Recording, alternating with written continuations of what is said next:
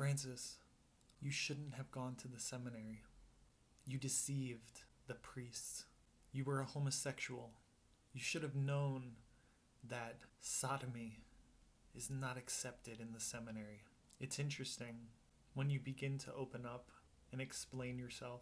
People fill in all of the missing parts of your story with their own preconceived notions. I'm here to answer today one of those questions. Why would I, a Catholic young man with raging sexual feelings towards members of the same sex, why would I go to the seminary?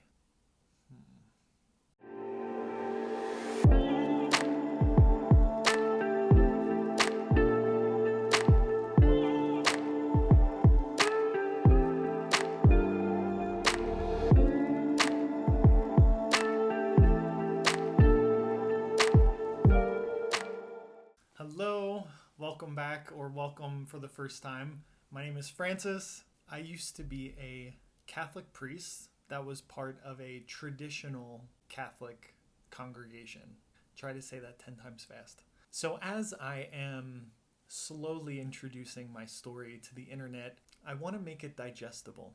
I want people to take it apart, chew it, savor it, think about it, and then be ready for the next morsel. So one question that comes up, and one that has passed through my mind, is, as a gay man, why did I want to join the hierarchy of a church that is against gay people? Good question. But it is a good question, and I'm going to try to answer it as succinctly and clearly as possible, but of course there will be many holes because there's more to fill in with the story, and hopefully my book. So as I said before, I was part of a traditional community, a traditional Catholic community. There was always a shortage of priests, and seeing that shortage, there was, I think, now from my perspective, an overemphasized propaganda that was given directly to the young adults, especially the young men. In the schools of this community, and even in the churches, there was an emphasis on vocations. And I understand why. The more priests you have, the more churches you can have, the more people you can have, the more power you can have. I mean, influence. The subject of many sermons or talks that were given to the youth definitely focused around vocations. And having been a youth and having friends in the community and later on being in charge of them, I definitely saw the pressure that was placed on young adults. There was even a joke that went around that the girls were waiting outside of the seminary for all the young men who went to try the seminary first before they get married. It was like those people who showed that they were generous and they wanted to be a priest first were the ideal person to marry. There was talk of the families that didn't have any vocations. People would say, what's wrong with them? Or, oh, this is the Catholic way. Oh, I see that so-and-so, she doesn't have any children that are priests. Oh. If they have vocations, that means they're doing something right, and they must be emulated. And I know, speaking to some seminarians in the first few years when I was in the seminary, that they were there only because they were told to. They didn't want to be there. So I keep saying vocation, vocation, vocation. If you're not Catholic, maybe that's not a clear idea for you. It's the same as if you have somebody who's maybe very good with their hands and they almost have a calling to be an architect or a woodworker or a mechanic, something more practical. You see something in them that's kind of drawing them in that direction of that career. A religious vocation is an impulse that moves you in the direction of giving yourself to God as a priest, a nun, or a monk. And of course, it's not something that you receive in the mail one day. Dear Francis, you have a vocation. Love God. XOXO. You have to go and test it. And that's usually what the first few years at the seminary is about. Testing the vocation, seeing if it's real or not. And according to that propaganda from the community to instill the idea of a vocation, there was also the negative side. What would happen if you didn't go and test a vocation? If you had the impulse and you didn't go, it would be like going against the will of God. You would be starting your life off on the wrong foot. You would be making the rest of your life that much more difficult. Imagine the effect on people who cared about doing the right thing. In conclusion, I had this urge to go to the seminary. I had it. So, check. I'm so sorry about the lighting.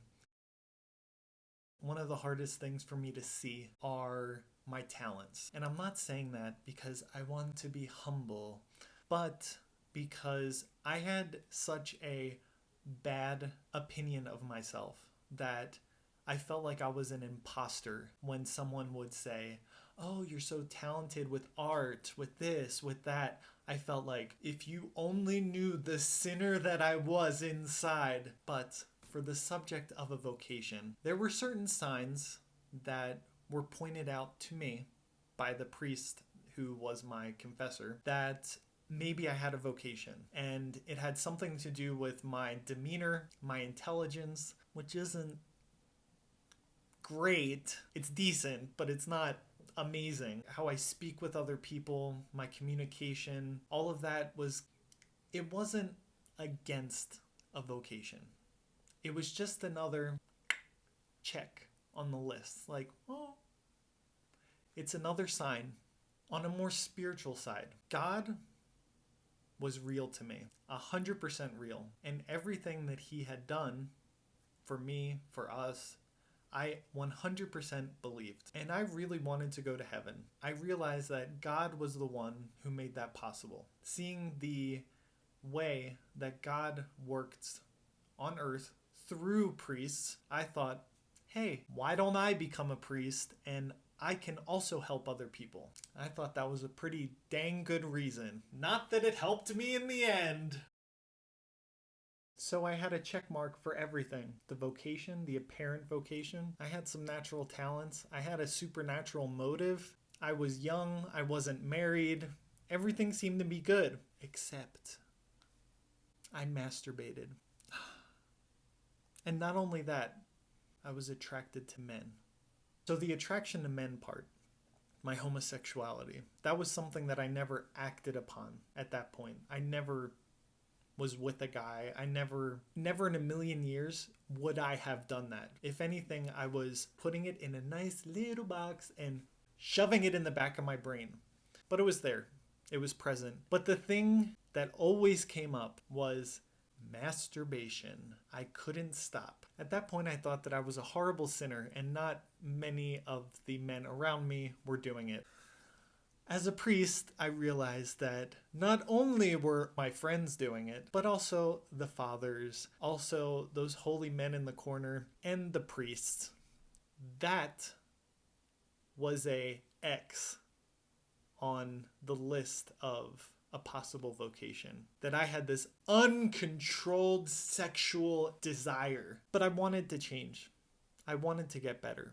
There wasn't a single priest that told me no, that told me that I shouldn't go to the seminary. They all told me, well, you probably won't make it, but it doesn't hurt. And besides that, with God, all things are possible. And me, in my naive hopefulness, I believed it. And I thought, the more I show God my devotion, the more help I'll get. And as somebody with same-sex attraction, marriage was not an option. So in my head, I thought, well, I have the urge, I have these other qualifications, and the priest didn't tell me no, and I can't get married. What would you do? Honestly, when I went to the seminary, I thought 3 months tops, and they're going to kick me out. Because the second that they realize that I have an attraction towards men, they're going to realize that I'm unfit. But that is for another video.